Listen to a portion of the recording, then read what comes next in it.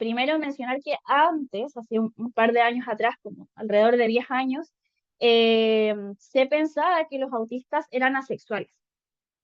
No había manifestación de la sexualidad. Ya al día de hoy se sabe que el desarrollo sexual de las personas autistas eh, es igual, similar en el fondo a la población general. Eh, Dentro de todo, igual es importante mencionar que la sexualidad también se puede manifestar. Ya si bien se desmintió esto, hay un porcentaje de personas autistas que sí son asexuales. Eh, pero el desarrollo sexual de las personas autistas es en general similar a la población general. Eh, y bueno, eh, por otra parte, dentro como del espectro autista, también es importante que además de la sexualidad, está presente también la hipersexualidad en el autismo. ¿Ya? Y dentro de las experiencias sexuales, en comparación a hombres, las mujeres autistas tienden a tener mayores experiencias sexuales eh, que los hombres autistas. ¿Ya? Incluso este porcentaje es muy similar a las mujeres de la población general. Eso es importante también tenerlo como dentro de eh, lo sexual.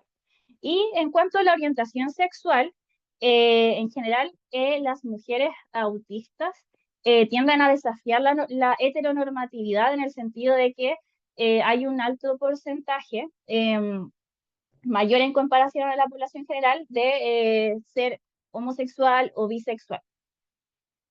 También existe como este cruce en torno a la disidencia eh, sexual. Y en cuanto a identidad de género, aquí hay las personas trans, hay un 10% de personas que estarían también siendo autistas. Entonces también aquí tenemos otro alcance en torno como a diversidad, en este caso de identidad de género. Aquí también hay un alcance importante de que, bueno, en Estados Unidos particularmente, donde sale esta información, em, muchas veces se les niega a las personas autistas eh, el apoyo médico para la transición. Por ser autistas, no se les permite, como en el fondo, eh, tener este apoyo para hacer su transición. Que en el fondo esto ya nos habla del capacitismo en torno eh, a las personas autistas. Ya, otro punto importante es en torno como a las experiencias sexuales violentas, ya que aquí las personas autistas tenemos entre 3 y 4 posibilidades mayores de tener experiencias sexuales violentas.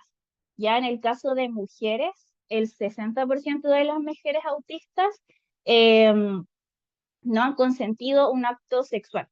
Ya en el fondo, posibilidad de vivenciar violación. Ya aquí es importante también hacer alcance de que los artículos tendían mucho a culpabilizar como a las personas autistas de, en el fondo, no comprender estas señales sociales frente a alguien que podría ser un posible agresor. Eh, en ese sentido, es importante decir que hay una eh, posibilidad en el fondo o sea, en el fondo una invisibilización de que hay un ambiente como violento, que en el fondo eh, no genera seguridad a las personas autistas, ya como en el fondo en un espacio, en un ambiente patriarcal, existe esa exposición, pero obviamente la agresión o la exposición a violencia nunca va a ser parte o va a ser parte de la víctima en el fondo, va a ser culpa de la víctima. Eh, Otro punto importante es que en mujeres hay mayor posibilidad de tener ansiedad frente a las experiencias sexuales. Ya no se profundiza en torno a cuál es el factor, solamente se habla de esa ansiedad, pero pensando en la posibilidad de las experiencias sexuales violentas, las ambigüedades también en torno a lo sexual, las señales sociales, el tema del procesamiento sensorial. Eso probablemente sea un factor importante que gatilla ansiedad en las experiencias sexuales. Em, También se ve como mayor desafío en torno a la pubertad, ya por esto mismo, en torno a la dificultad en las señales sociales y frustración para establecer relaciones sociales. Y hay el procesamiento sensorial que también en el fondo ya lo he mencionado. Otro punto importante es la conciencia sexual, ya que según la información está disminuida en personas autistas, y esto tiene relación muy parecido como a lo que mencionaba anteriormente, de el reconocer las señales en otros, el de también reconocer mis propias sensaciones. Em, Eso principalmente, y también va muy relacionado como a las conductas inapropiadas, ¿ya? De el reconocer como estos contextos, los contextos adecuados para realizar conductas sexuales. Y bueno, la masturbación ahí más que nada, lo que se menciona en la información es que hay mayor masturbación en hombres que en mujeres. Ya ahí sin mayor profundidad se menciona, pero puede tener relación al fondo como con lo tabú de qué es la masturbación en mujeres, o que no se reconoce bien qué es o qué significa. Y en mujeres también la información de dónde eh, se accede a sexualidad tiene que ver como con películas, con series, y esto genera también una visión muy idealizada de lo que es una relación de pareja o cómo se tiene que vivenciar la sexualidad. ¿Ya? Y por otra parte, también aquí también mucho el conocimiento culpabiliza también como a las personas autistas de que el no tener contacto o tantas relaciones con otros se nos hace más difícil acceder como a estos códigos sociales en torno a las relaciones sociales, eh, y por eso no se tiene tanta información de cómo actuar en ciertas situaciones sociales o cómo se debería manifestar la sexualidad. ¿Ya? Eso como en torno a lo que existe el día de hoy. Em, bueno, a partir de eso, aquí algunas orientaciones o consideraciones para la sexualidad en el espectro autista. Ya por una parte, fomentar la autoexploración, ya en el fondo el conocer mis propios límites, qué es lo que me gusta, qué es lo que me disgusta, teniendo presente el procesamiento sensorial, conocer mis límites también es importante, y apoyo en la comprensión social, reconocer o más que nada brindar eh, cierta guía en torno a los códigos sociales.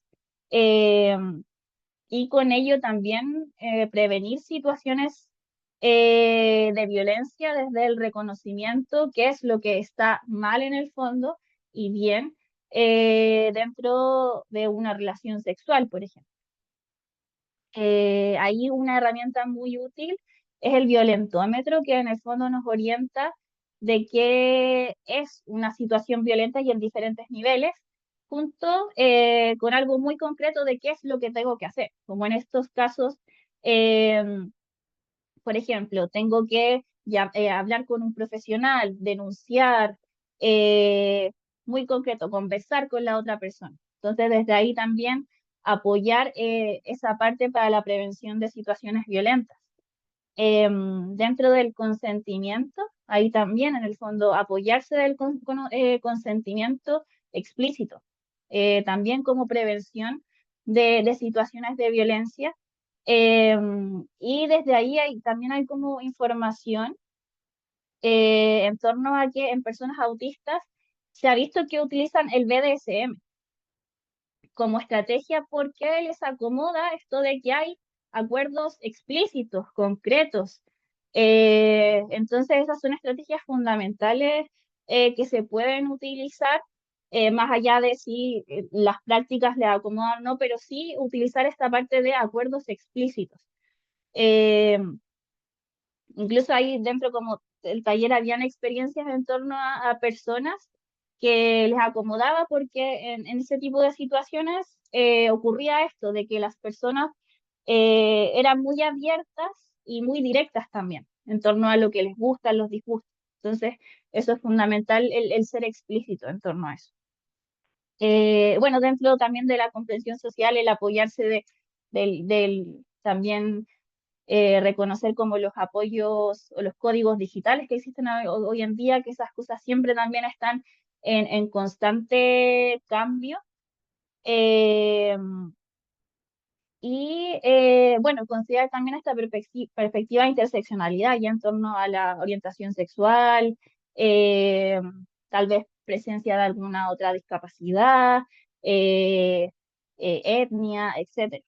Y también abrirse también como eh, a las diferentes gustos o formas de experimentar el placer, quizás más allá de lo que esperamos típicamente. Y también muy en el fondo hacer énfasis en la educación sexual integral basada en la diversidad y individualidad, ya no asumir las formas en las que una persona vive la sexualidad. Es importante como tener estos espacios como de diálogos abiertos, libres de prejuicios sobre lo que consideramos placentero, lo que nos disgusta, nuestros propios límites, eh, entre otros. Ya, y ya para ir cerrando esto que preparamos para ustedes, quiero hacer como una síntesis de lo que fuimos hablando. Entonces, partiendo desde las leyes, nosotros ejemplificándolo con el caso de la legislación chilena, se ve que persiste una visión súper desactualizada de lo que es la sexualidad, muy conservadora, muy punitiva, que por desgracia normaliza prácticas súper violentas. Como la atención ginecológica en Chile hay una cantidad importante de denuncias y de malas experiencias en torno a lo ginecológico. Y eso pone en cuestión derechos que deberían ser garantizados, como por ejemplo el acceso a la pastilla el día después. Es una información que no está pública, por ejemplo, no puedes tú llegar y si una persona gestante autista ve, tú vives una situación y va al consultorio y si no sabe, no está el cartelito, no va a saber a quién preguntarle y además la van a mirar mal y alguien la va a revisar. Está mucho el caso de que a las chicas que han tenido bebés en hospitales no les ponen anestesia porque es como castigo por haber tenido relaciones sexuales. Entonces, como todo eso, todo lo que habla de sexualidad en nuestro país es extremadamente violento. Y aparte está súper atravesada por el capacitismo, que de hecho consideramos que es la base un poco de todo este maltrato de ahí hacia arriba, porque excluye sistemáticamente a las personas con discapacidad, las barreras físicas, sociales, simbólicas incluso, de que no puede aparecer una persona discapacitada como un objeto de deseo y que eso sea válido. Ya está diciendo algo. En el caso de las mujeres, estas barreras se expresan por invisibilización, estigmatización, infantilización, cosificación, y eso restringe las relaciones sexuales, la toma de decisiones reproductivas y la maternidad y la decisión de no maternidad también. Entonces, pensándolo desde las mujeres autistas, nuestro sistema de salud en Chile no está preparado. Falta una capacitación adecuada, accesibilidad y una mirada inclusiva que respete particularidades. Eh, por ejemplo, en torno a temáticas de sexología, está este tema de preocuparse mucho cuando un hombre tiene una libido muy baja, normalizar mucho cuando una mujer tiene una libido muy baja, no hablar del rol que cumplen los tratamientos hormonales de las personas trans en su vida sexual. Eh, entonces, además le sumamos como un autismo, una posible forma distinta de vincularme con algunas cosas. Entonces, quizás yo no sé preguntar cosas y se asume cierta sexualidad, se asume una incapacidad para la crianza, para la orientación y la toma de decisiones sobre la vida al final. Entonces, si lo sumamos con otros desafíos sociales que se asocian mucho al espectro autista, sobre todo en mujeres, como el diagnóstico tardío o el uso de estrategias para encajar, hay un desgaste emocional importante y un menor acceso a información sobre salud, derechos sexuales, que aumenta la exposición a violencia, a vulnerabilidad, vulneraciones, aumenta la posibilidad de personas que se ponen en situaciones de riesgo porque lo normal es que cierta cosa debería gustarle, que no acudan a pedir ayuda porque no se habla de que cierta cosa pasa. Em, entonces, nuestra propuesta ante todo esto es primero hablar con las personas que somos neurodivergentes en torno a la experiencia, al diseño de programas y normativas públicas. Eh, También para nosotros es súper importante desarrollar un conocimiento situado, considerando la interseccionalidad. Por eso pensamos en hacer este contexto muy desde la visión de una mujer queer a críticas desde el mismo feminismo latino, porque es muy distinto ser una mujer autista que necesita ayuda ginecológica si vivo en la Patagonia a que si vivo en Nueva York. Y aparte soy descendiente de personas mapuches. Es extremadamente distinto. También desarrollar recursos que promuevan el disfrute, la autonomía y goce sexual porque es un derecho y es parte de nuestra experiencia de vida. Promover una educación sexual integral que celebre la diversidad en todo sentido y en todo el ciclo, porque no solo ayuda a conocer los cuerpos, sino que es una prevención a situaciones de riesgo. Actualizar la formación sobre el espectro autista, por ejemplo, en la toma de exámenes o el uso de distintos métodos de comunicación, de, por ejemplo, explicarle a alguien qué es lo que va a pasar, qué le van a hacer, va a hacer que las personas le tengan menos miedo a, y por tanto, si les pasa algo, es probable que busquen ayuda. Em, También asegurar un acceso a la información de una manera inclusiva y comprensible para todas las personas. Recordando también que hay un sesgo económico importante en todo esto. Entonces, que no solo las personas con recursos económicos puedan acceder a esto. Y también recordando siempre que problematizar estos temas no solo nos ayuda a nosotros como personas neurodivergentes, queer, mujeres, etcétera, sino que sirven para la persona en general, porque como hablamos, esta noción de sexualidad es horrible, es chiquitita, deja fuera un millón de experiencias que podrían ser muy gratificantes, muy humanas para todo el mundo, y por el contrario lo llena de vergüenza, lo llena de malestar y lo llena de querer ser algo que uno no es, y mucha vergüenza en tratar de encontrarse. Entonces, con lo que queremos cerrar es esta idea, que es urgente repensar la sexualidad de una perspectiva interseccional que contemple la diversidad funcional, neurodivergente y de género. Porque apostar por una sexualidad placentera, autónoma, libre de tabúes y prejuicios, no es un privilegio ni una excepción, es un derecho humano fundamental. Muchas gracias.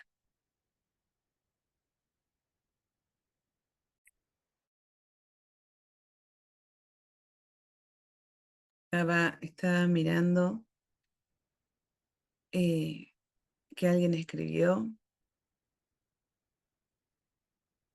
Yanis. Si querés, Yanis, después mandanos un mensaje y dependiendo de la zona en la que estés, podemos darte diferentes sugerencias. Qué importante, ¿no? Y qué visibilizar principalmente el tema de la sexualidad y tener en cuenta todas las aristas, y esto que dijiste es último, André, también eh, no es algo que solamente pueda ser utilizado por la población, ¿no? Neurodivergente, autista, sino que va a ser útil para la población general. Creo que es muy importante también conocer autoras o autores. Tenemos bueno, a María Merino, que habla bastante de esto y que lo ha visibilizado bastante. También el tema de las mujeres que han sido agredidas sexualmente. Si ustedes tienen o quieren pasar y comentarnos algo sobre esto, también lo vamos a recibir con muchísimo agrado. ¿Alguien más quiere algo, agregar algo, decir algo? Sé que hay colegas de Chile, no sé si están hoy. Okay.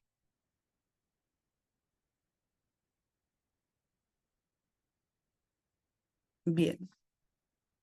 Si nadie más quiere comentar nada, les agradezco profundamente la mirada, ¿no? Desde este lugar, desde de este país, este amigo, la importancia de lo que decía recién también Belén cuando hablaba de Tourette, de armar redes y de que cada vez podamos ser más integrándonos en toda Latinoamérica principalmente, porque no necesitamos solamente voces, sino también un montón de estudios y todas estas otras cuestiones relacionadas a la investigación. Agradecida de que estén aquí. Vamos a esperar a Juan, que va a empezar en aproximadamente 10 minutos, no sé, o 20. A ver.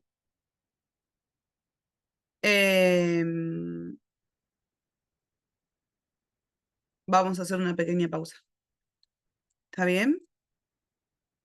Muy bien. Gracias, chicas. Si quieren decir algo, ahora el micrófono. Muchas gracias por la invitación y por esta instancia y la jornada. De verdad estamos muy agradecidas. Así que también si llegamos a hacer algo, ojalá podamos contar con ustedes. Gracias, Stephanie. Ahí estaremos. Sí, lo mismo. Evidencia. De evidencia, pero les estaba contando un poco de cómo nos conocimos, de tu conocimiento, que creo que es lo más importante. Una de las cosas que sí dije por ahí al principio es, esto era una jornada para mujeres, pero incursionamos en tres varones neurodivergentes, por lo menos ustedes dos, y del lado de las disidencias también me pareció importante esa mirada, y hoy está usted aquí, gran compañero Gran, que cumplió años aparte esta semana, serán festejados, no te vamos a poner acá a cantarte nada, pero te voy a poner como co-host y la pantalla es toda suya. Ok. Un segundo estoy. Pueden seguirlo también a Juan en, no me acuerdo cómo es tu Insta, Juan. Ahí al final de la charla Bien, lo menciono y no hay problema. Muy bien. Bueno, vamos a bien. abrir la presentación. Este, muy bien. Somos unos cuantos para este día y esta hora, ¿no? Son un montón de personas que se han portado de una manera tan amorosa, compasiva. No les dejé casi ni espacios para ir a tomar agua, ¿no? Algunas cosas se han dado de casualidad. Ujú. Así que sí, amorosas, compasivas, y estoy muy agradecida por la convocatoria realmente. Bueno, muy bien. Muy bien, me alegro, me alegro. Yo no tuve la posibilidad de participar tanto, Verás las grabaciones. pero veré las grabaciones. Sí, sí, no, porque encima coincidió con un montón de cosas. Justo en paralelo estaba ocurriendo también lo de DBT para autismo y una cantidad de cuestiones. Así un lío bárbaro. Bueno, muy bien. Hay algunos nombres conocidos. Sí, sí. Estoy viendo algunos nombres conocidos dando vueltas por ahí, lo cual me alegra mucho. Muy bien. Bueno, ya me presenta eso, exactamente. ¿Cómo andás? Este, mm, Recién por me lo que conecté, claro, hermano, veo, y eso. hay varios nombres conocidos dando vueltas. Bueno, a ver, ¿cómo se hacía para poner esto? Mostrar reunión también. Ahí está. Sí, así no dejo de ver a la gente. Bueno. Este, y vamos a poner galería. Está entrando, calculo que Laura también. Está entrando Eco también. Bueno, muy bien. ¿Se está viendo ya? Sí, ¿no? Perfecto. Entonces vamos a Sí, poner así. Se puede mover esto un poquito. Muy bien, bueno. Me voy a meter con un tema que ha generado, sobre todo en los últimos años, bastante polémica, sobre todo a partir de la divulgación. No tan últimos, ¿no? Estamos hablando de los últimos 30 por lo menos. Pero fuertemente, sobre todo a nivel Latinoamérica, en los últimos años. De hecho, es casi como si dijésemos que la polémica nos llega con la misma demora que nos hubiese llegado, ¿cómo se llama? Con la misma demora con las que nos llegaron las terapias, ¿no? Que las terapias, de hecho, las terapias para llamadas ABA, que para mí es un término pésimo, ¿sí? Pésimo, pésimo. A ver si lo puedo poner de una manera un poco más llevadera esto, porque no los veo y me pone un poco. Me gustaría que no fuese así. A ver si lo logro. Porque hace tanto que no uso Zoom que ya le perdí el uso, digamos. Ahí estoy compartiendo esta. Dame un segundito, así me acomodo y lo puedo ver como corresponde, porque Sí, Juan. esto debería ponerse. A ver si lo logro. Em, ahí está. Vamos a aprovecharnos de esto. De la magia de esta cosa. No, no es esta la que quiero que quede sobre las demás. Un segundo y ya estamos, ¿sí? No me odien. A ver, esta es la charla. Bien. Y esta es esta. Ahora sí. Bien. Para algo tiene que salir. Muy bien. Bueno. Vamos a hacer un raconto aburrido, porque ya se lo saben de memoria, de lo que es el origen del autismo. Al que se le atribuye en primer lugar, por más que hay un antecedente previo de una. No sé si alguien lo dijo en la charla, pero. En la charla, Surajeva. pero. Sí, la rusa, que es un poquito anterior. Pero ahí también más o menos. 39 creo que era. 1939, pero bueno. Como siempre. 1926, y lo que dicen es que él en realidad la nombran la tesis y después hacen desaparecer la tesis y queda como que Sí, lo de la tesis no lo tengo muy presente. Lo que sí, sí sabía de la existencia de esa referencia previa en un artículo ruso, este, atribuido sí a esta señora, que no me acuerdo el nombre ahora. ¿Cómo se llamaba? Recordame. Surajeva, pero nunca me acuerdo del nombre. No, bueno, sí, es olvidar el nombre menos que menos. No, no. Pero el gran problema es que ni siquiera está, me parece traducido, ¿no? Bueno. Bueno, la primera referencia al término autismo igual es de. ¿No? ¿Cómo se llama? Bueno, el que inventó el término esquizofrenia, ya saben de quién estoy hablando, pero no me acuerdo el nombre. Bien. Bueno, después está el trabajo de Asperger, que bueno, es recontra polémico, ya sabemos. Pero bueno, es en paralelo y lo interesante es que es fuera, o sea, sin contacto entre ellos aparentemente, ¿no? Esto ya lo saben. Me interesa esta parte que es un poco más actual, que tiene que ver con qué ocurre con el DSM-1, que es el del 52, que es ahí a donde, bueno, todavía, digamos, todo lo que tiene que ver con el espectro estaba en el campo de la esquizofrenia infantil.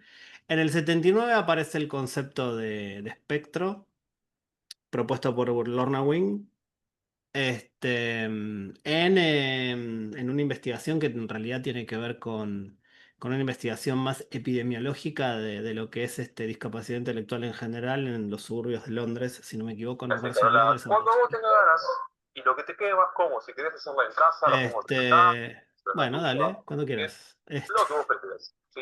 Yo Alguien está con un audio abierto, no sé quién hago lo que es, quieras. pero ahí está. En el 13, bueno, en el DSM-4 y en el 4TR veníamos con el tema realizado al desarrollo y con el tema del criterio de trastornos de inicio de infancia y la adolescencia, ¿no? Y toda esta historia, donde, bueno, había una división bastante marcada, ¿no? Entre una cosa y la otra. Y donde todavía había varios diagnósticos que estaban dentro de lo que sería el trastorno del desarrollo digamos, ya en la edición 5 se quitan porque se los considera trastornos neurológicos. discusión que la verdad... Pero, digamos, trastornos estrictamente degenerativos de origen genético y una cantidad de cosas que dan sintomatología similar, pero que al mismo tiempo no entrarían dentro de lo que es una clasificación de salud mental, ¿no? Estoy hablando de am, el desintegrativo infantil, que se da con más frecuencia en varones, causa genética. El Angelman, este que se llama en niñas, que se me acaba de ir el nombre. Bueno, ya me voy a acordar. Que es como el degenerativo infantil en niñas y varios que son estrictamente de origen genético demostrado que se quitaron en el DSM-5 como diagnósticos de salud mental. Bueno, eso todo es una cuestión más introductoria. Yo a lo que quería llegar es a cómo se relaciona el tema de la terapia ABA, ¿sí? Todos más o menos nos ubicamos. ¿De qué se trata la terapia ABA? Me pueden interrumpir cuando quieran. No tengo ningún problema en que me interrumpan porque la idea justamente es... estoy como Etsy, qué bárbaro. Bueno, un saludo para los chicos de Etsy. Después me desconecto, me van a matar, pero bueno. Va a quedar grabado como Etsy. Así que bueno, un saludo para Etsy. Este, bien, después le voy a avisar a Javier por las dudas. Bien, no sé. ABA en realidad está mal utilizado como sinónimo de terapia específica para el autismo. Lo que ocurre con eso, fundamentalmente, es que la terapia que inventa, o bueno, sí, pone en práctica Ivar Loas en la década del 60, ya lo voy a explicar un poquito más, viene de la aplicación de los principios y procesos de, digamos, el análisis conductual aplicado justamente a la intervención directa. Pero eso no es una exclusividad del trastorno del espectro del autismo, ni mucho menos. De hecho, en su origen, él no lo usa exclusivamente para el TEA, sino que lo usa fundamentalmente para lo que es discapacidad en general, sobre todo de tipo intelectual. El asunto principal ahí es que hay una confusión entre ABA, y no es nuestra, en Estados Unidos también se divulgó mal, porque en realidad el análisis aplicado de la conducta es el análisis aplicado de la conducta a cualquier cosa, no al autismo. Lo que pasa que fue la aplicación, digamos, del conductismo puro y duro de laboratorio a la práctica directa, si se quiere decir de esa manera, como sin tanta adaptación, que tuvo más divulgación por el hecho de esto que digo, ¿no? O sea, ser como la aplicación más directa de lo que se descubrió en el laboratorio a la práctica, ¿no es cierto? Y con resultados más significativos en el sentido de que independientemente de la polémica, que es enorme, y voy a meterme en esa polémica, yo creo que el trabajo de Loas tiene un punto que es para rescatar, que es el hecho de haber demostrado que estábamos frente a población que podía ser tratada. Obviamente que no es un vale todo la salud mental, evidentemente, ¿sí? ¿Mm? Y voy a meterme ahora en todas las críticas que se le hacen. Pero hay algo importante que tiene que ver con el hecho de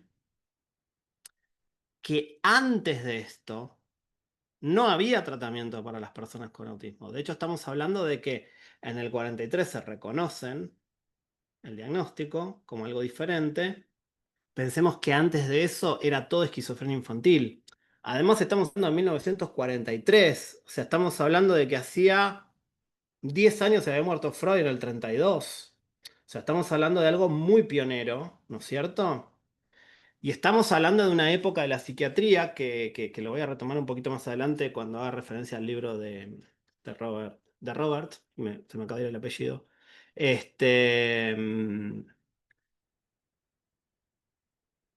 En donde estábamos empezando empezando una nueva etapa en psiquiatría que tenía mucho más que ver con el concepto de trastorno, muchísimo más identificado, y se salía de las categorías más paraguas, ¿no? Más generales de la psiquiatría, como es la psiquiatría psicoanalítica, que básicamente sería lo que nosotros hemos conocido como neurosis, psicosis y perversión, ¿no? Las famosas tres estructuras del psicoanálisis, ¿no?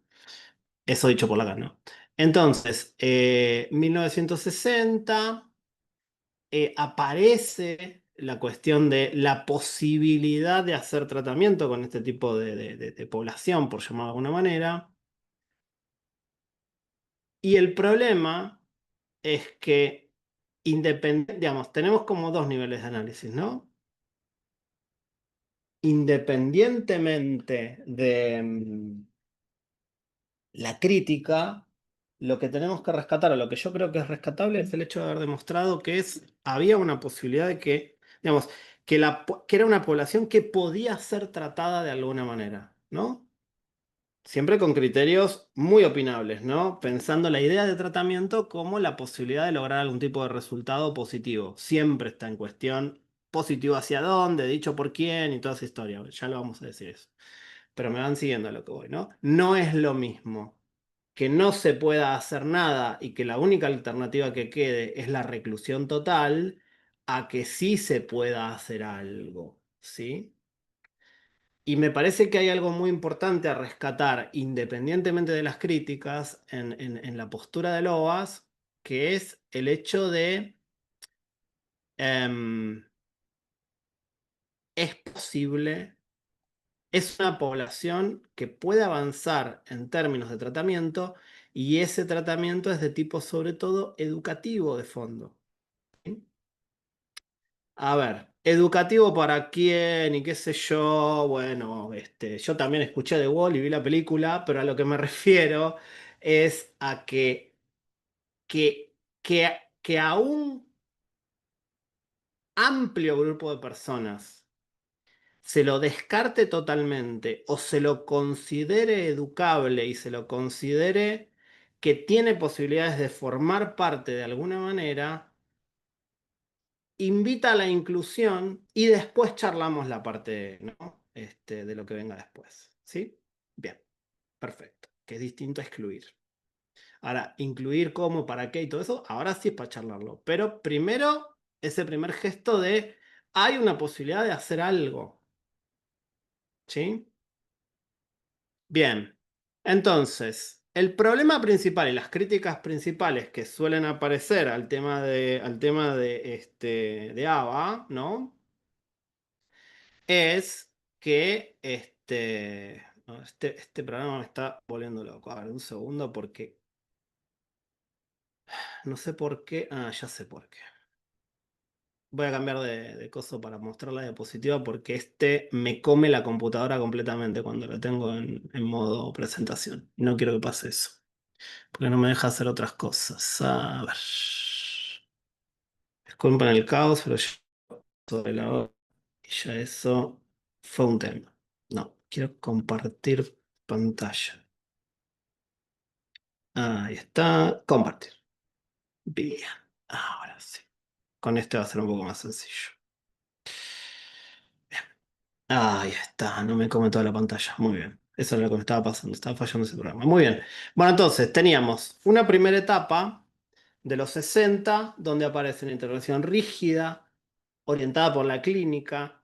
Lo de punitivo es literal, o sea, pero lo que pasa es que en aquel momento todavía no había criterios claros en lo que es la ética del análisis de conducta en términos de lo que es el castigo, ¿no? El castigo como técnica de intervención directa.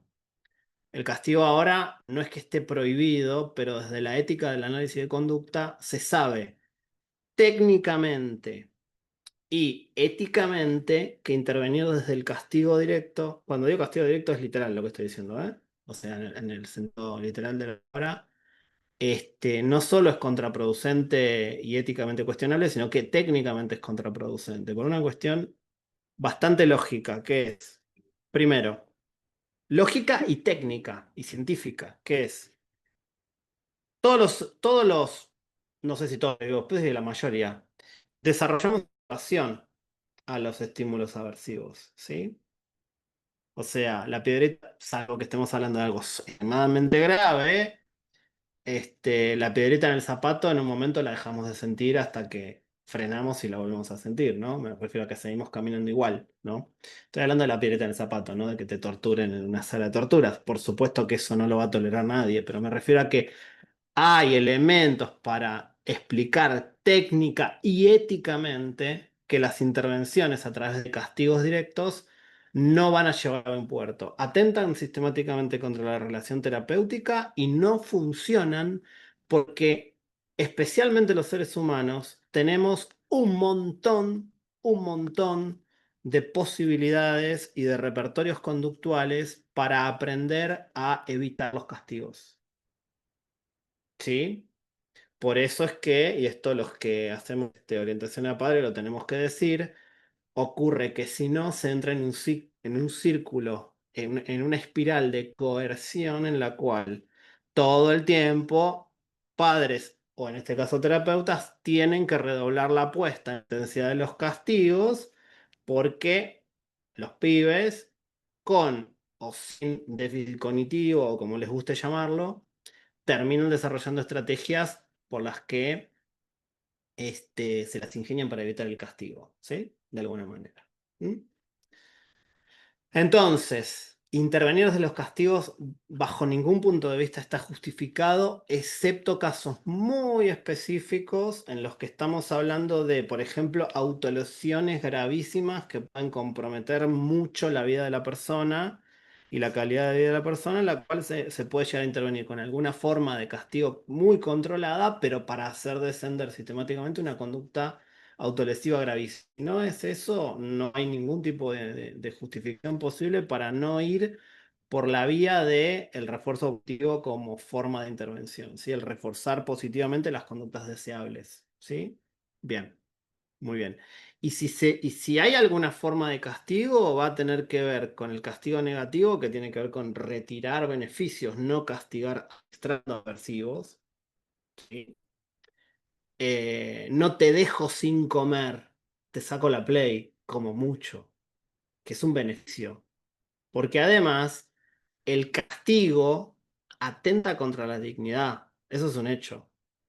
El castigo, el administrar castigo, atenta contra la dignidad humana, es un hecho.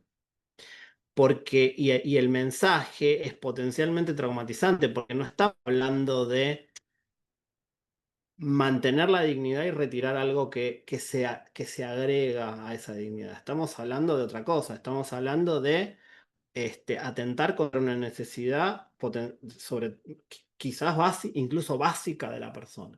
¿Sí?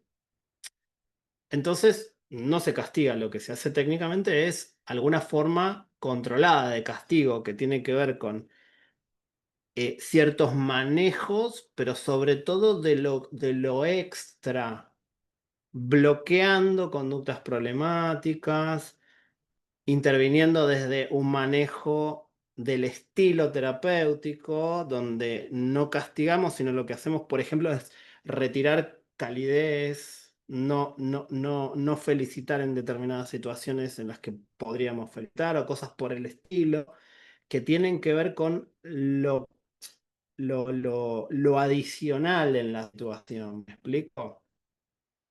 O sea, no el ejemplo es muy claro, no te voy a dejar sin comer. Te voy a quitar la Play, pero la Play es algo extra. ¿Se entiende? ¿Mm? Bien. De todas maneras no va a funcionar lo de quitar la Play, porque es un circuito de coerción que va a ir espiralizándose para un lugar que termina siendo totalmente contraproducente y va a terminar generando reforzamiento de conductas complicadas, así que no lo hagan, básicamente. Bueno, habilidades comunicativas, habilidades sociales, habilidades para la vida independiente y modificación de comportamiento en general, que esa es una de las partes más polémicas porque implicaba la modificación de comportamientos específicamente neurodivergentes que ahora se sabe, movimiento neurodivergente mediante, se han revalorizado como comportamientos que tienen que ver con la regulación, tanto a nivel sensorial como a nivel de la actividad, como a nivel emocional específico, que no deben ser retirados ni castigados, ni se debe intentar reducirlos, sino que como mucho se tratará de que la persona aprenda a manejarlos para, bueno, en ciertas situaciones en las cuales esos comportamientos como el steaming, el fidgeting y todo lo que tiene que ver con este tipo de comportamientos de autorregulación puedan ir en contra de otros valores más importantes, se puedan manejar, pero no se va a intentar reducir porque está mal hacer esas cosas. Pero para eso, claramente en el tratamiento inicial de LOAS, el de los 60, había una impronta totalmente ligada a la normalización y a, digamos, como dice Robert en el libro, una idea de una terapia de conversión, digamos, un paralelismo a una terapia de conversión, que ya sabemos de qué se trata una terapia de conversión, ¿no? En el sentido, en este caso, de convertir a la persona en neurotípica, ¿no? No la conversión a nivel de género y todo lo demás, sino a nivel de coerción en este sentido, ¿no? En el sentido de coercionar a la persona para que se vuelva lo más normal posible de la piel para afuera, por decirlo de alguna forma, ¿no? Que se vea desde afuera normal, ¿no? Que se adapte a eso. O sea, básicamente, hoy casi que lo podríamos llamar un entrenamiento en masking, prácticamente, ¿no? Si lo llevamos a términos más actuales, ¿no? Un entrenamiento de cómo hacer para en determinadas situaciones no ser autista, básicamente, ¿no? Para hacerla corta. Bueno, de todas maneras, hay una parte que tiene que ver con la intervención temprana intensiva, sobre todo en la parte de las cuestiones, sobre todo verbales y todo lo que tiene que ver con el repertorio comunicativo, algún tipo de habilidad social, etcétera, etcétera, etcétera, que no podemos negar que tiene beneficios muy grandes, ¿sí? Sobre todo desde el punto de vista de la adquisición de habilidades que después pueden servir para que la persona desarrolle sus propios intereses, descubra sus propios valores y vaya adelante con su vida, pero de una manera en la cual efectivamente no se quede afuera, digamos. ¿Me explico? A ver. Yo creo que a esta altura del partido nadie estaría en contra de alfabetizar a la gente. Es cierto que la escuela es normalizadora, pero al mismo tiempo, para poder generar crítica necesitamos saber leer. Entonces, la enseñanza de habilidades, y la verdad que no es muy cuestionable. Lo que sí es cuestionable es el para qué de la enseñanza de esas habilidades. Eso sí. O en todo caso, el para qué está enseñando las habilidades es el que está enseñando. Eso sí es charlable. Pero las habilidades per se son justamente habilidades que habilitan. Y en ese sentido, bueno, ¿no? Es el famoso aprender a aprender del que hablan muchos autores en el área de pedagogía, ¿no? Y en este sentido, bueno, bueno, críticas frecuentes. El posible daño psicológico, que es real, es posible, pero el asunto es quién lleva a cabo esa terapia y cómo la lleva a cabo. Y un enfoque en la normalización, que eso sí estaba en el inicio, ¿sí? Bien, pero también tenemos que tener en cuenta que estamos hablando de la década del 60 y estamos hablando de un contexto, voy a nombrar algo de esto más adelante, en el cual la psiquiatría en general estaba girando en torno a este tipo de paradigmas, ¿sí? Sobre todo desde que arranca fuertemente alrededor de la década del 50 todo lo que es el movimiento de la psicofarmacología y sus inicios como psicofarmacología de diseño, ¿no? Con el tema de la aparición del litio y los primeros neurolépticos para esquizofrenia con algunos resultados positivos, ¿no? Positivos en el sentido del tratamiento de los síntomas nucleares, en ese sentido de positivos, ¿no? Entonces, bueno, yendo en esta dirección, la normalización era un imperativo a nivel social muy presente. Además, estamos hablando de la época de la posguerra, y todo lo que tiene que ver con digamos, la conceptualización de un montón de cosas, entre ellas, por ejemplo, las consecuencias de la guerra. Posguerra Segunda Mundial, estoy hablando, guerra de Corea y posteriormente la entrada en la guerra de Vietnam, todo lo que tenía que ver con la medicalización de la salida de la norma a partir de los efectos traumáticos y todo lo demás de las guerras y toda la historia, también estaba muy presente e impregna todo lo que tiene que ver con la concepción de la salud mental en general, ¿no? Y en ese sentido, con lo que nos encontramos es con ese imperativo de normalización. Ese intento de, como vamos a explicar más adelante, de que los sujetos, a través de algún tipo de intervención en salud mental, vuelvan a ser sujetos habilitados a incorporarse al modo de producción capitalista de una manera no disruptiva, llamémoslo de alguna forma, ¿no? Acorde al sistema. Bueno, entonces, obviamente que el origen de la aplicación de ABA viene de todas las tesis desarrolladas sobre todo por Skinner bueno, y todos los antecedentes de Skinner, ¿no? Thorndike, Watson, Lovász, no Lovász, Pavlov, etc. Lovász es el primero en el que construye un tratamiento basado en estos principios casi punto a punto, armando un programa de intervención donde, si bien la mayoría de los chicos sí, los que intervinieron en eso eran dentro del espectro del autismo, en ese momento todavía estaba muy indiferenciado. Tengamos en cuenta también otra cosa, que es que ya teníamos a Asperger y ya teníamos a Kanner, ¿sí? Kanner, por su lado, en la Johns Hopkins, había trabajado con esos famosos 11 niños, que me parece que había 2 niñas, si no me equivoco, y el resto varones o algo por el estilo. Pero lo que sí está claro es que Asperger identificó lo que en algún momento se llamó síndrome de Asperger y en algún otro momento se llamó autismo de alto funcionamiento, y ahora entraría en el nivel 1 de apoyo, si no me equivoco, sí, en el nivel 1 de apoyo del DSM-5, ¿no? Del otro lado, Kanner se encontró con algo mucho más de lo que en algún momento se hubiese llamado funcionamiento de nivel medio-bajo, ¿sí?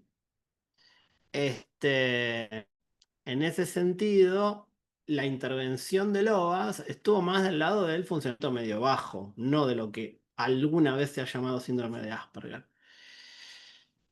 Y en ese punto, la diferenciación entre dificultades a nivel de mal llamado retraso cognitivo, déficit cognitivo, para decirlo rápido, digamos, y el autismo era muy, muy difícil de hacer. Y muchos de los casos de Lovász eran más del lado de las dificultades a nivel cognitivo que de lo que sería el autismo como tal, ¿no? Como lo conocemos hoy. ¿Sí? Bien. Por supuesto que ABA se orientó desde una ideología capacitista, hoy lo diríamos en ese sentido, porque los programas estaban diseñados literalmente, o sea, yo los he leído de punta a punta, hay uno que no es de Lovász, obviamente no es de él, pero sí está inspirado en el trabajo de Lovász en su momento, que es el Work in Progress, ¿no? El trabajo en progreso, no sé si lo conocen, que es un currículum de intervención conductual basado en la enseñanza de habilidades para niños con autismo de bajo funcionamiento e intervención temprana, uno de los primeros que se divulgó como tal, que claramente se trataba de que el niño aprenda a responder en los diferentes ambientes como en el juego. Fin, ni más ni menos. Así funcionaban. Ahora, ¿cuál es el tema? Los resultados estaban. Como resultados, me refiero a línea de base, intervención, pretest, post-test, o sea, preintervención, postintervención, intervengo, logro los resultados esperados. ¿Dan los números? Sí. ¿Es cuestionable? Por supuesto. ¿Hay algo para rescatar? Sí. ¿Que los cambios se lograron? Entre intratable y no intratable hay una diferencia gigante. ¿Sí? Porque, ¿cuál es el tratamiento para los intratables? La exclusión total. Siberia. ¿Sí? El mandarte a la Antártida en un búnker, digamos, ¿no? Sí, La imaginación, el sofisma. sí, exactamente. Sí, sí. Entonces, sí, ahí me hiciste acordar a un caso que tuve yo de cuando trabajaba, hacía domicilios, sí, desde ABA, mal llamado ABA, ya lo dije 40 veces, de una madre. Y esto no es una crítica, ni mucho menos, es simplemente un detalle, digamos. No tiene nada que ver con el hecho del país, lo voy a nombrar solamente por una cuestión de ubicarnos y punto. Pero en aquel momento, 2015, pongámosle, yo estaba trabajando con el niño, intervención temprana, todo, el niño tenía 6 años y la madre de ese chico tenía un hermano más o menos de su edad, este, viviendo en su país de origen para no generar escozor al cohete, cuya de bajo funcionamiento, lo digo así para decirlo rápido, este, cuya vida había sido literalmente vivir en el cuartito del fondo de la casa todo el tiempo metido ahí adentro. Fin.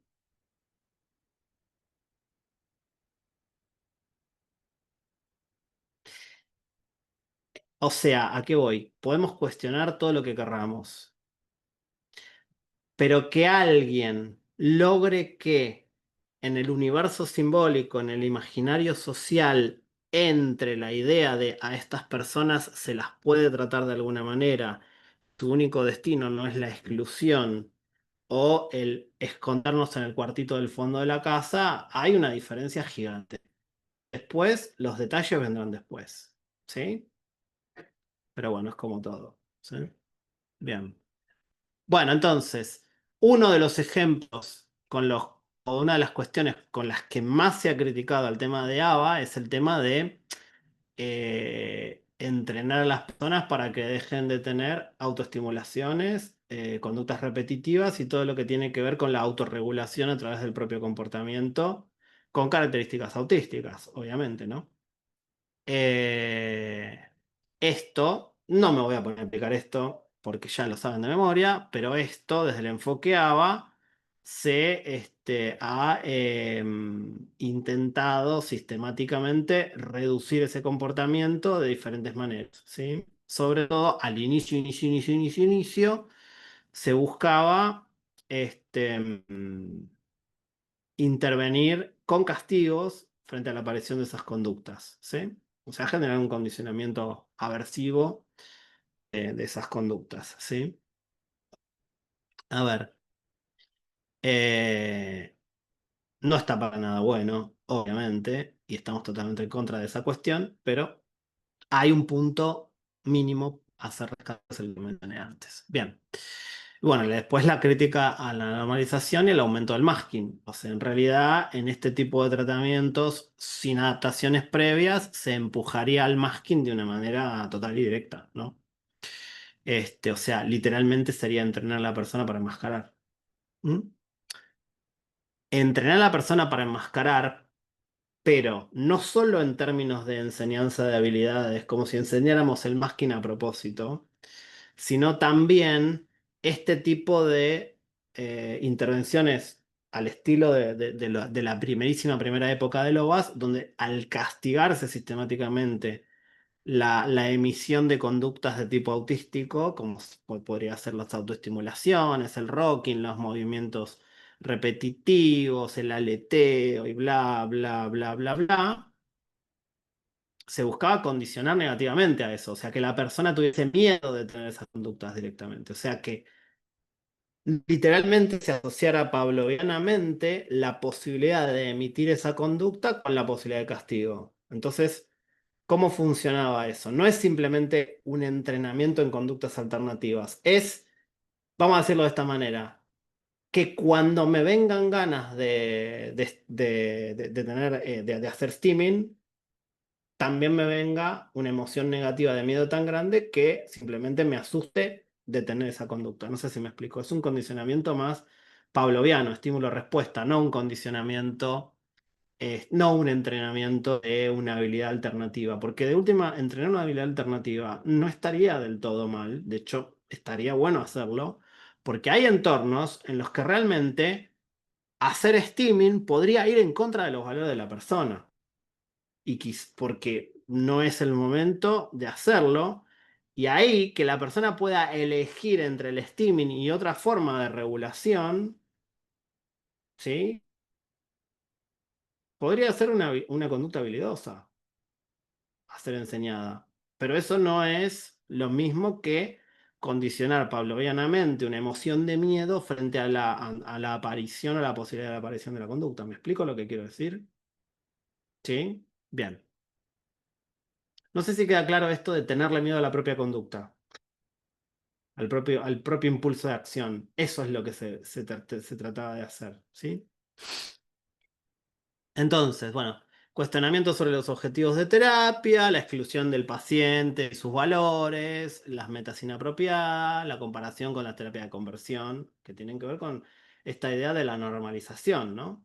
Bien, que también en las terapias de conversión, no soy un experto en eso, pero en su momento, en las primeras que se planteaban, era tenerle miedo, o sea, condicionar negativamente todo lo que sea impulsos, como los quieran llamar, pero incompatibles con el sexo biológico y generando desde ahí que la persona no se comporte en relación a su género, ¿no? En fin, creo que queda claro. Tampoco soy experto en género, si meto la pata con esos términos, abran micrófono y puteen, no hay ningún problema.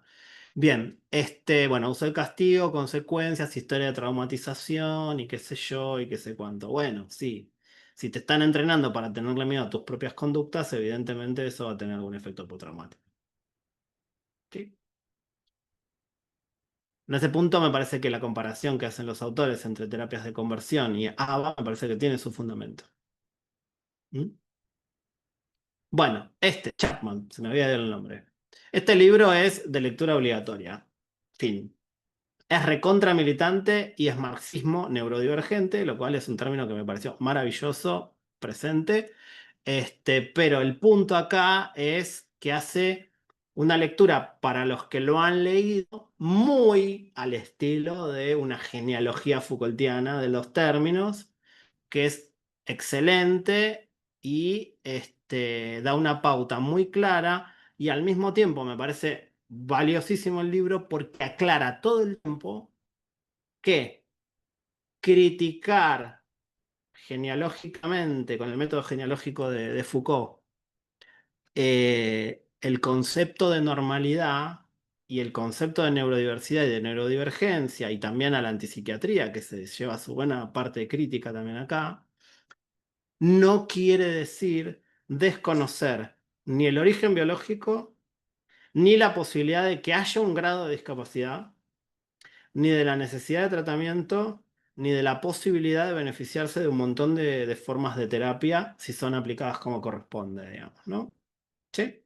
Así que, en sentido me parece bastante bueno. Bueno, hay un cambio, una idea nueva en relación a lo que es la normalidad y la relación entre salud y enfermedad de la aparición de Descartes en adelante, ¿no?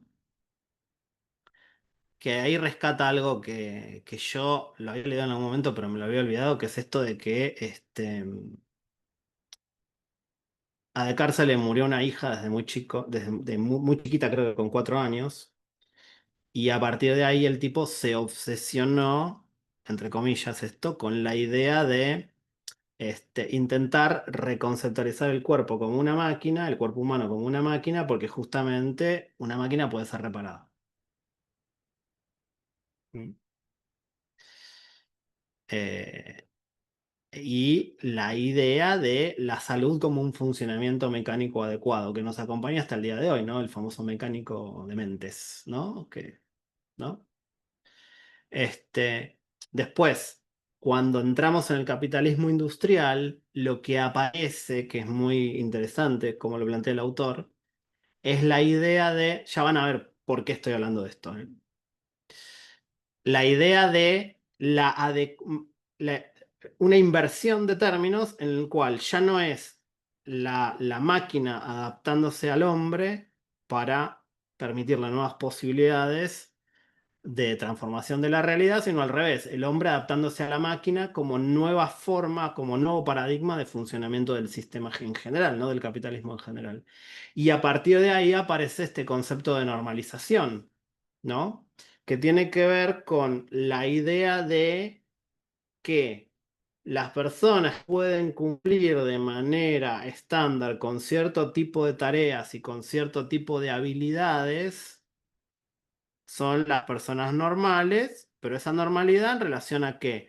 En relación a cómo podés lograr lo que el sistema necesita. ¿Me siguen?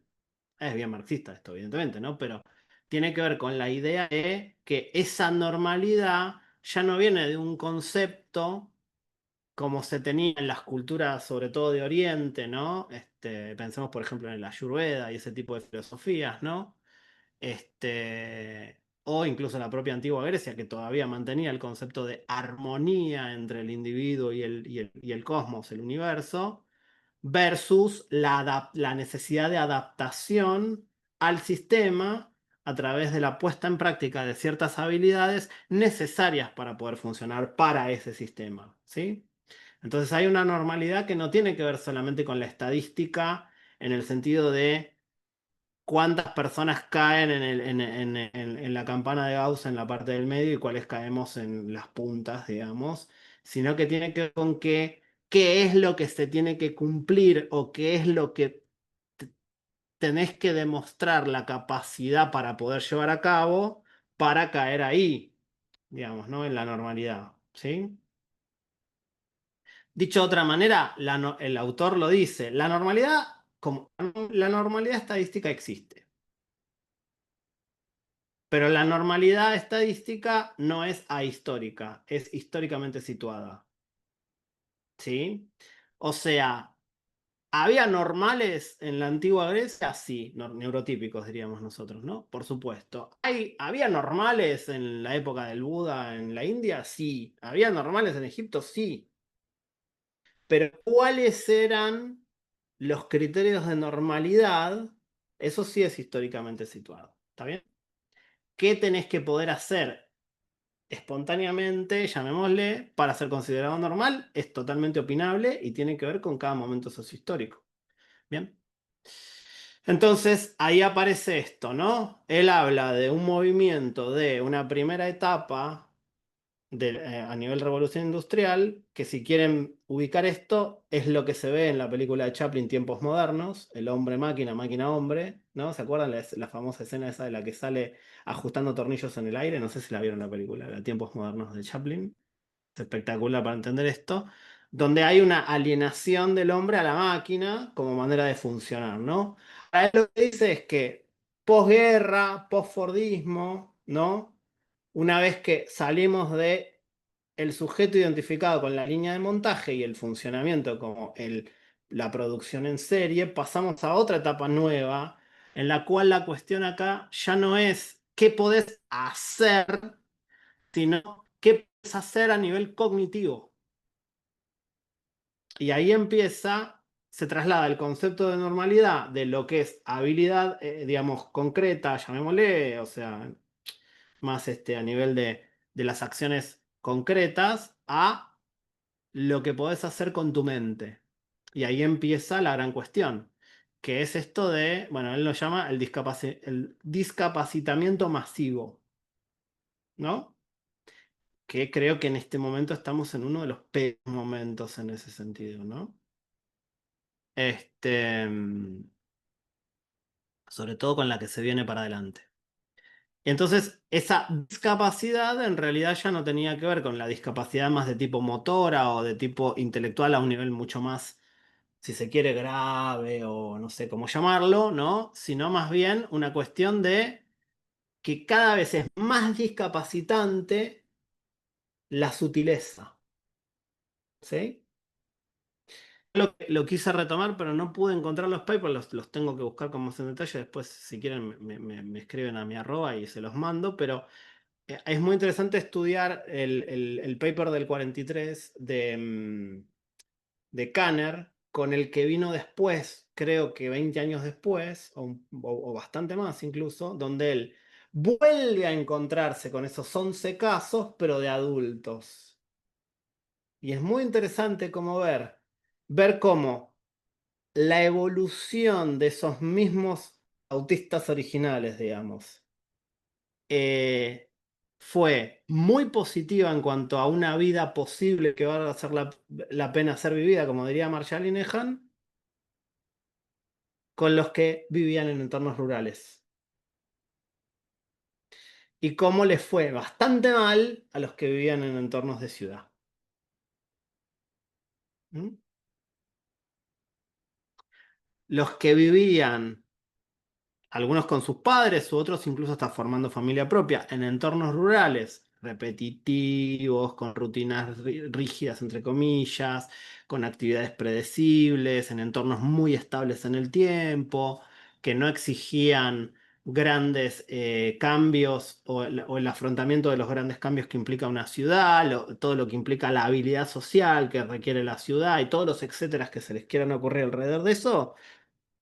El último se murió en el 2018, y había tenido una vida bastante estable y bastante, si se quiere, tranquila, feliz y productiva, sin tener que hacer grandes cosas, ni siquiera recibió tratamiento esa gente en muchos casos. Lo que pasa es que los entornos eran infinitamente menos desafiantes para personas con algunas dificultades a nivel sobre todo de las habilidades sociales, para decirlo rápido. El discapacitamiento masivo tiene que ver con que los entornos son cada vez más exigentes a nivel cognitivo, a nivel de habilidades blandas, como dicen los de recursos humanos ahora, y a nivel de las habilidades intelectuales en general, ¿no es cierto? ¿Sí? Y sabemos esto Caro lo destaca siempre un montón, todas las concurrencias de las cuestiones de las neurodivergencias con la discalculia, la dis no sé qué, la dis no sé cuánto y la dis no sé dónde, ¿no? Que bueno, sí. Yo creo que de mediados de los 90 para adelante, cada vez más, lo que estamos viendo es que casi todas las profesiones, en alguna medida u otra, terminan siendo parcialmente informáticas, por ejemplo, ¿no?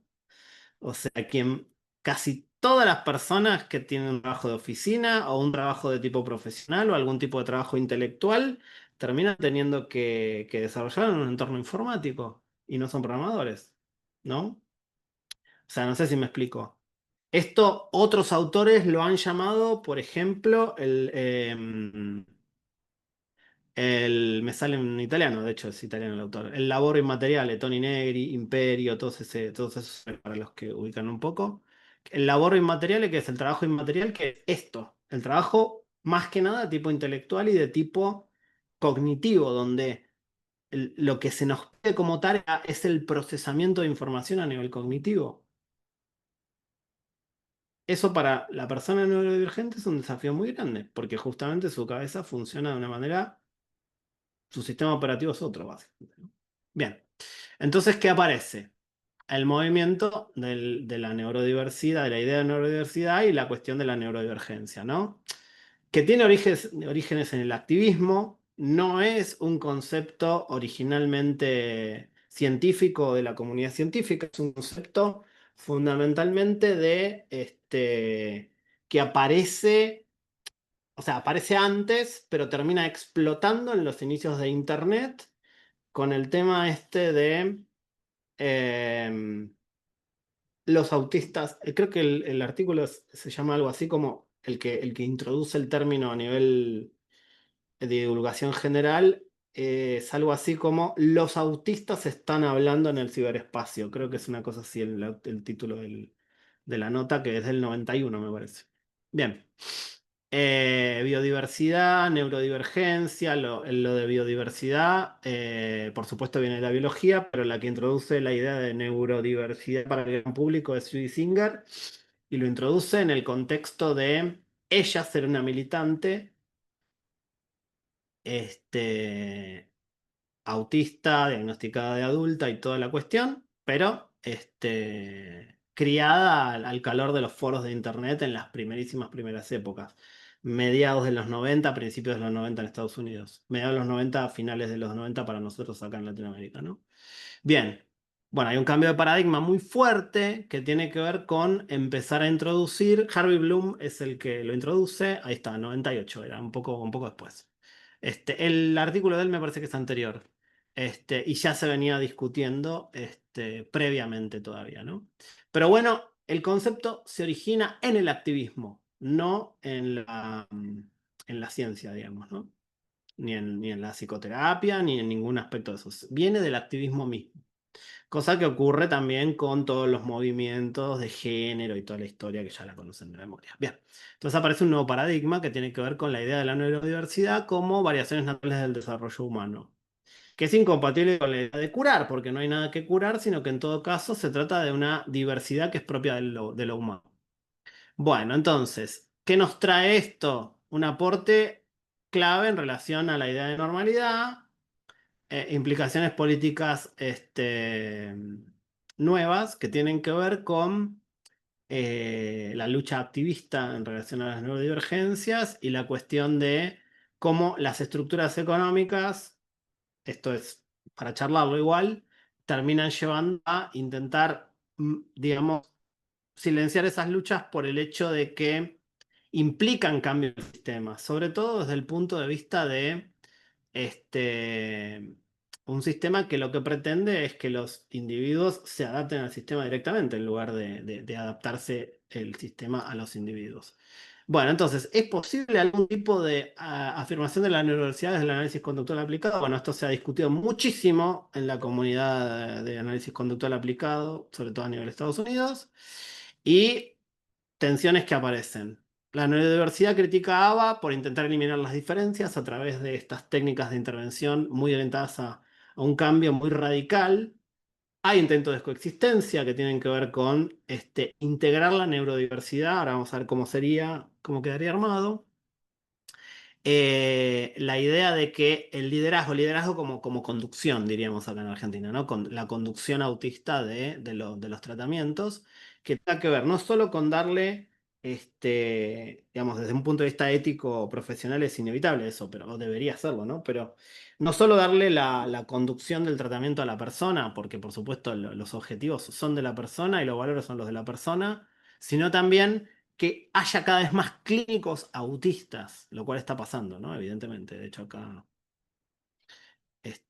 somos unos cuantos en ese punto, ¿no? Pero a ver, clínicos autistas, ¿qué quiere decir? Que justamente haya profesionales autistas hablando de autismo y tratando a otros autistas, no solamente profesionales supuestamente expertos desde lo neurotípico, ¿no? Porque es clave que la experiencia del tratamiento también vaya de alguna manera informada por la propia experiencia, ¿no?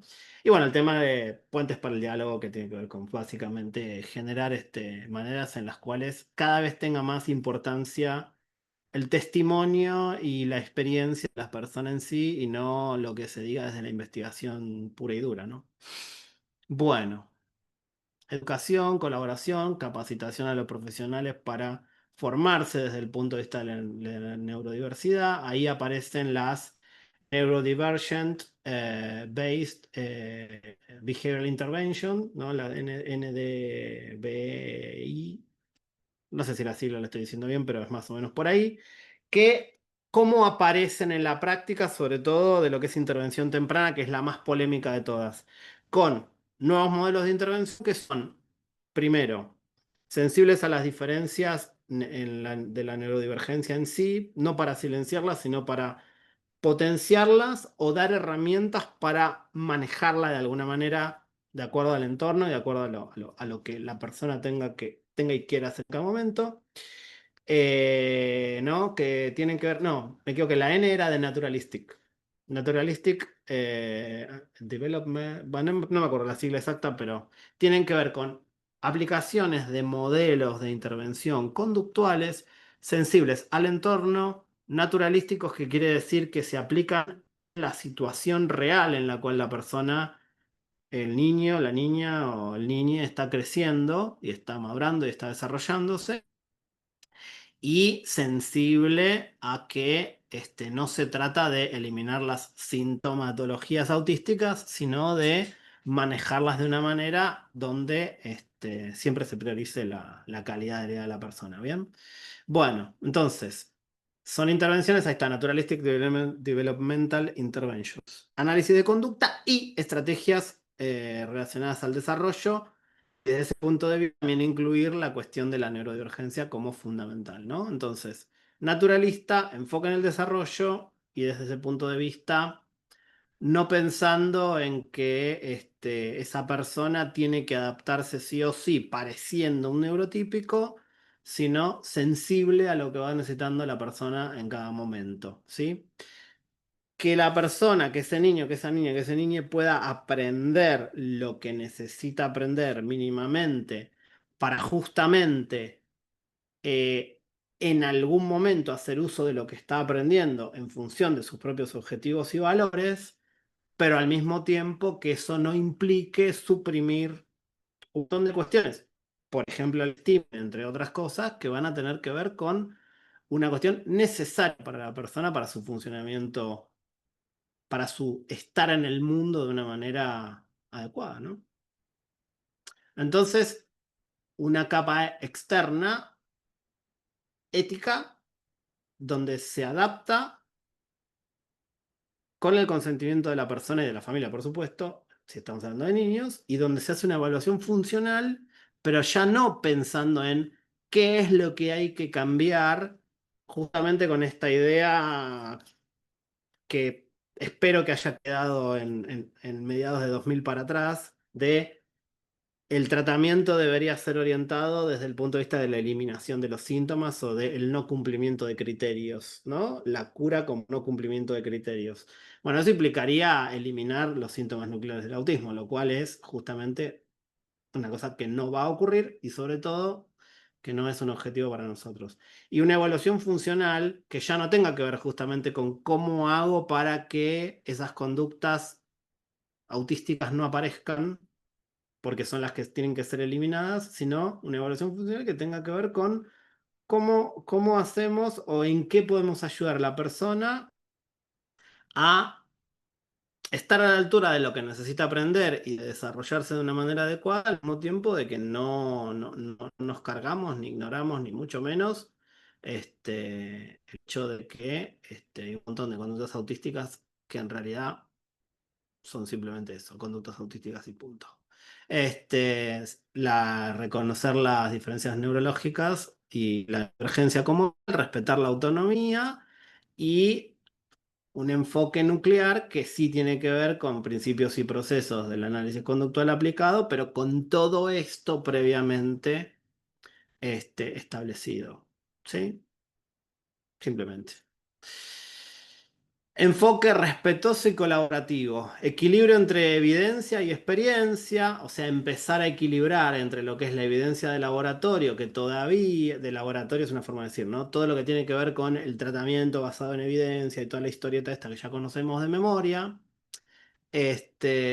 Y la experiencia en el sentido de lo que yo mencionaba antes, como el testimonio o la experiencia de la persona con autismo, de la persona neurodivergente, como algo válido en la orientación de tratamiento, sea de otras personas neurodivergentes para orientar el tratamiento de ese nuevo neurodivergente que vino al mundo, vamos a decirlo así, y al mismo tiempo también, por supuesto que eso no implique caer en cualquier tipo de pseudoterapia que no tenga fundamento. Son las dos cosas, ¿sí?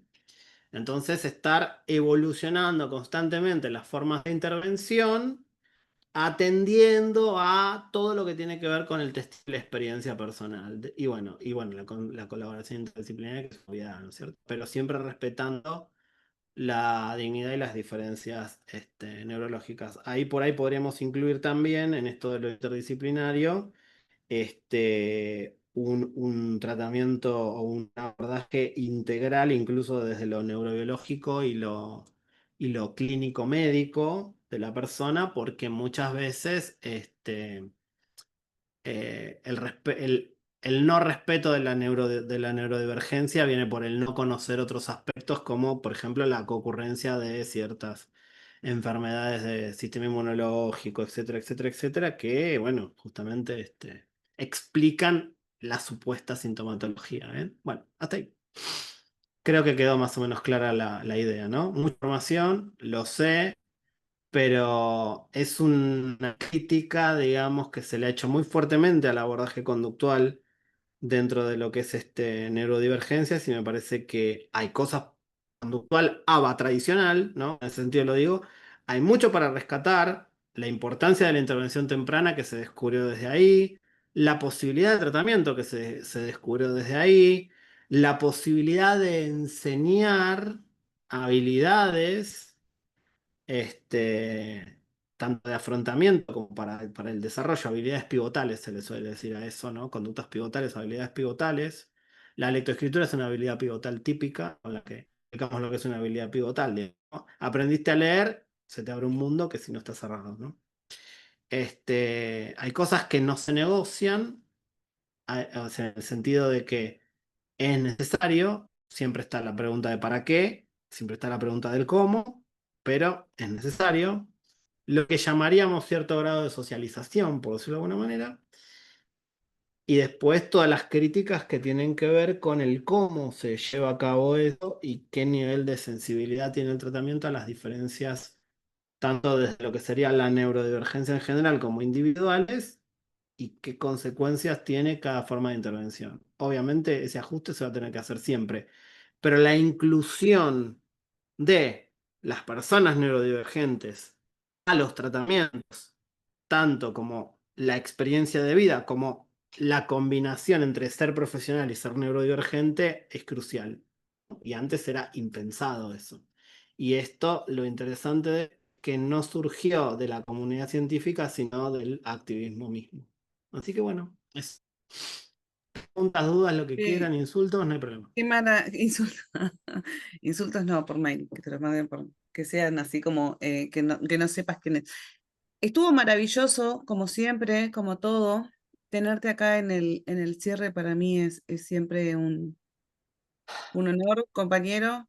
Este, y me encantaron muchas cosas. Una de las frases que me quedó en uno de los slides, que lo pensé cuando empezamos con la jornada, fue nada de nosotras sin nosotras, ¿no? Y esto es exactamente eso, ¿no? Es una hermosa frase de cierre y para tener en cuenta.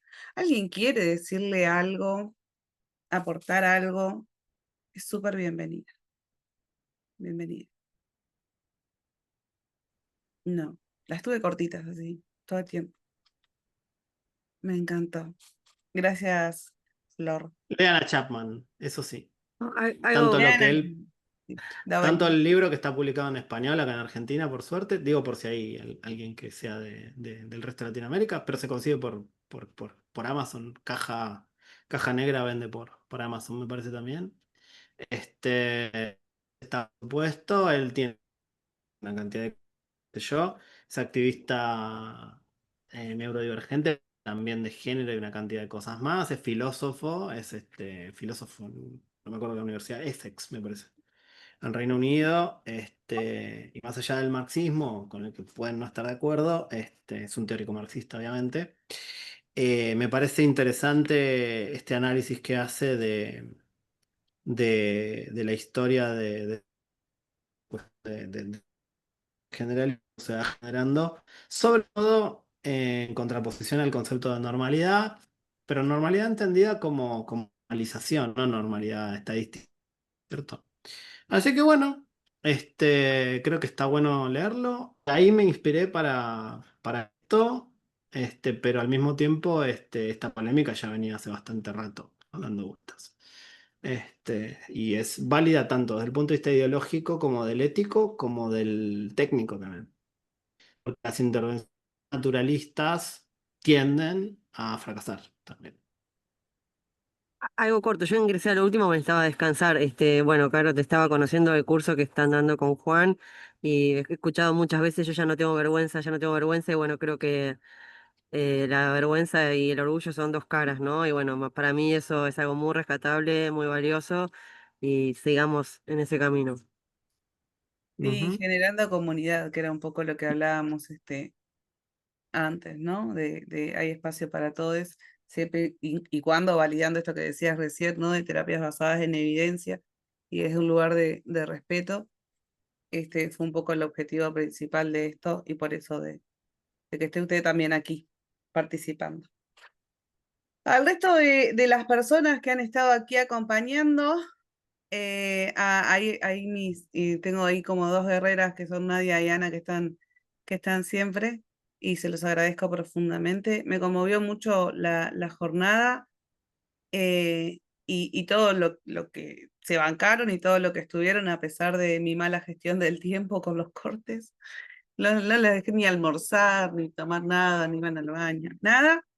4 días intensos. Mañana intentaré subir todo. La parte administrativa la voy a enviar por mail y todo lo que tiene que ver con premios y esas cosas también lo vamos a filmar para que vean que es todo precioso.